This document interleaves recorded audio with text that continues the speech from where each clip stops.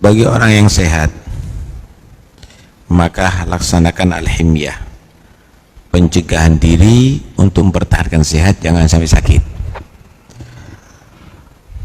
Himyah, kata Nabi SAW, al-himyatu ra'su kulli dawa, pangkal daripada segala obat itu ya menjaga diri, jangan sampai sakit.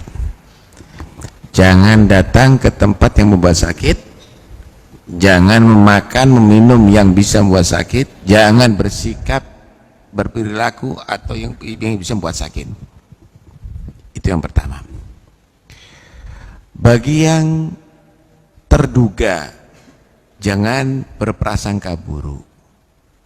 Yakinlah kamu itu adalah orang yang mau disembuhkan sedini mungkin. Sedini mungkin. Karena itu jangan ketakutan kalau kena corona, kena beneran nanti, itu berarti suudzon, prasangka buruk kepada Allah Subhanahu wa taala. Yakini saya akan sembuh. Nah, itu akan bisa membuat kekebalan tubuh juga dalam tubuh kita. Itu husnudzon kepada Allah. Ana 'inda dhanni 'abdi bi falyadhunna bi ma syaa, kata Allah dalam hadits qudsi.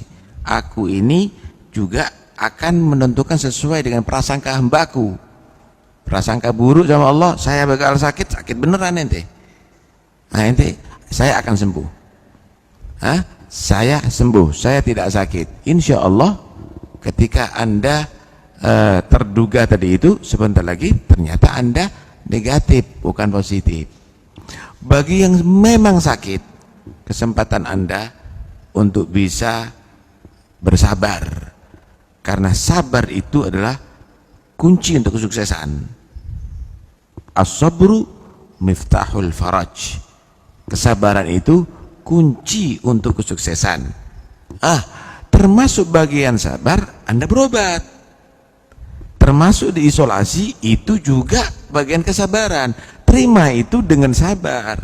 Patuhi itu bagaimana cara pengobatan untuk kesembuhan. Di situ nanti akan datang bantuan dari Allah Subhanahu wa taala. Bagi yang sudah ditakdir meninggal dunia karena itu, maka jangan dihinakan. Orang itu bukan karena penyakit menghadap kepada Allah Subhanahu wa taala, tapi karena hati. Kalau hatinya sakit, baru dia masuk neraka. Illa man atallah biqalbin salim. Jangan-jangan itu orang yang baik. Orang yang baik, tapi memang diuji oleh Allah dengan itu penyakit. Karena itu, jangan-jangan nanti yang menghinakan orang tadi itu, dia menghadap kepada Allah dengan hati yang sakit, karena dia telah menghinakan orang yang soleh. Sebagaimana tadi yang sudah saya bawakan, dia akan mendapatkan pahala orang mati syahid. Nanti kumpulnya nanti dari kiamat bersama orang-orang mati syahid, bersama Sayyidina Hamzah, bersama Nabiullah Yahya, Nabiullah Zakaria, yang mereka mati syahid. Karena itu nggak benar menghinakan itu semuanya. Bagi yang punya kemampuan, ayo, saatnya Anda membantu sekarang. Nih, untuk beli masker aja kebingungan orang duitnya sekarang. Ayo kita bantu. Nggak usah beli masker yang mahal-mahal, buat sendiri masker. 2.500, 3.000 jadi. Kita bagi kepada mereka. Anda semuanya jika mendapatkan amarat masker, jangan dijual. Pakai. Itu untuk kesehatan Anda. Sehat Anda itu lebih mahal daripada materi Anda. Ma'uti abdun ba'dal iman afdal minal afiyah. Tidak ada kenikmatan yang diberikan oleh Allah Subhanahu wa taala setelah menjadi orang beriman lebih afdal daripada al-afiyah, menjadi orang yang sehat wal afiyat. Karena itu jaga kesehatan bagi yang mampu. Bagi para dokter, sudah mereka berjibaku dalam masalah ini. Tapi ketahuilah bahwa ibadah Anda yang paling afdal adalah bukan memperbanyak sholat sunnah, bukan memperbanyak zikir, tapi menolong orang-orang yang lagi kesakitan sekarang. Jadikan itu adalah bukan hanya sekedar satu pekerjaan untuk mendapatkan bayaran, tetapi jadikan itu semuanya ada ketulusan Anda untuk mendapatkan pahala dan pertolongan dari Allah Subhanahu wa taala. Bagi pemerintah, saatnya Anda buktikan kepada rakyat bagaimana rakyat itu adalah membutuhkan aturan Anda yang bisa menjamin kesehatan fisik maupun kesehatan moral. Ya, sekarang kesehatan fisik bagaimana semuanya tadi itu dijaga. Jangan sampai ada kerumunan, jangan sampai di situ ada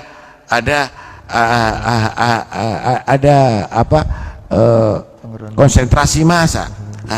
Demikian juga untuk berikutnya. Kalaupun corona nggak ada, jangan ada kerumunan maksiat. Jangan ada kerumunan orang minum khamr. Jangan ada kerumunan anak-anak yang tidak sholat. Jangan ada kerumunan anak-anak yang mereka tadi lupa kepada Allah Subhanahu wa taala.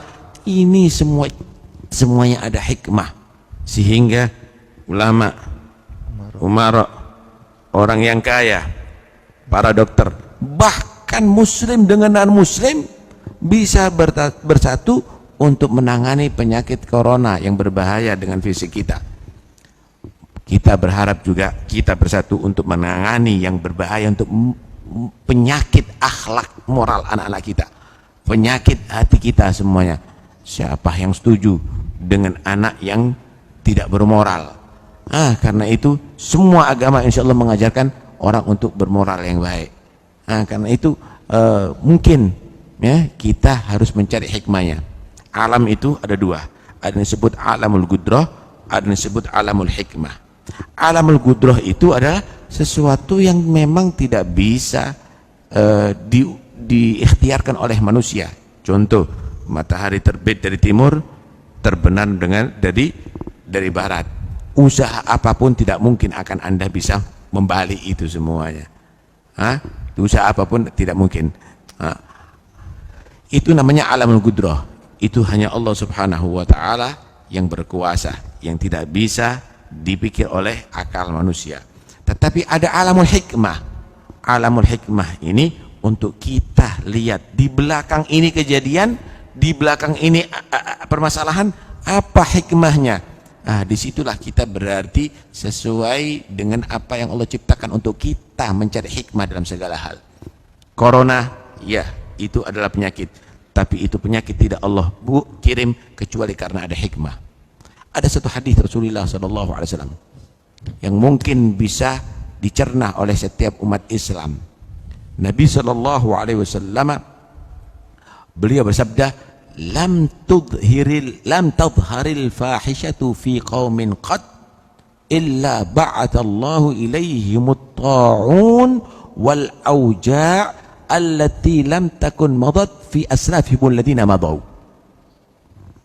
Tidaklah terjadi perzinaan, lesbian, homoseksual, LGBT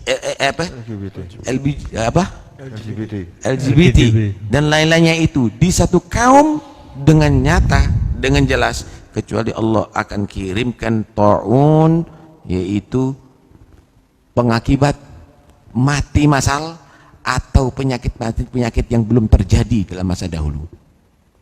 Ini semuanya Allah tampakkan untuk kita kembali. Walanudhigannahum minal adzabil adna dunal adzabil akbar la'allahum yarji'un. Benar-benar aku rasakan kepada mereka adab yang ringan. Ini bukan adab neraka nih. Ini bukan goncangan bumi kiamat nih. Ini adab yang ringan bagi kita. Tapi itu bukan untuk mencelakakan, menghancurkan kehidupan manusia, untuk mereka kembali kepada Allah. Siapa yang mampu untuk menangani? Nuklirnya Amerika, militernya Cina, kekayaannya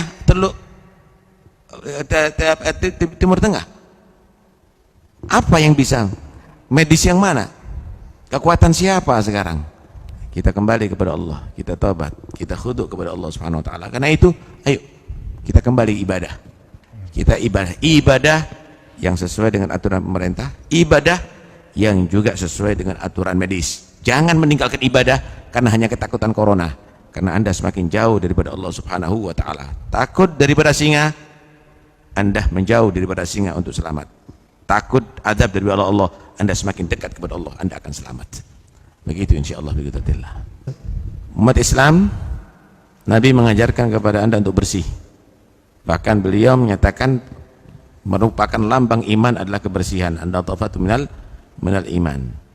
Bersihlah Anda secara fisik, bersihlah secara juga batin. Cuci tangan Anda, laksanakan sebelum makan, setelah makan, kemudian wudu, setiap batal wudu, kemudian banyak sholat sebagai pengganti Anda berolahraga. Anda berolahraga di mana sekarang? Ada stadion, jangan-jangan ada corona nanti. Sholat yang banyak kepada Allah Subhanahu wa ta'ala, Quran dibaca, tinggal di rumah, bukan untuk menonton TV, tambah sumpek Anda, tambah stres, baca Quran, banyak berzikir, la ilaha illa anta subhanaka inni kuntu minadh dhalimin, merasa bersalah kepada Allah Subhanahu wa ta'ala, dan banyaklah bersedekah. Niatkan untuk daf'ul bala, karena kata Nabi SAW, as-sadaqatu tadfa'ul bala, sedekah itu adalah akan menolak bala. Ikuti resep Rasulullah, insya Allah kita akan selamat dunia sampai akhirat.